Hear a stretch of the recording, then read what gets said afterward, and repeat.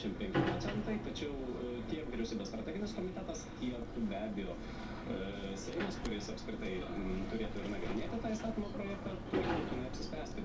Tačiau kultūros ministras įstatymo projekto nepasirašė ir vyriausybei nepateikė, nes jame esama spragų.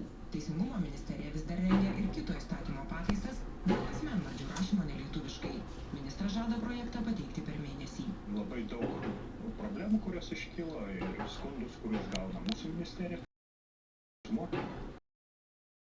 Kodėl išteka už svetimų vyrų ir tos pavardės yra su įvairiom raidėm, kurių nėra mūsų abėcėlėje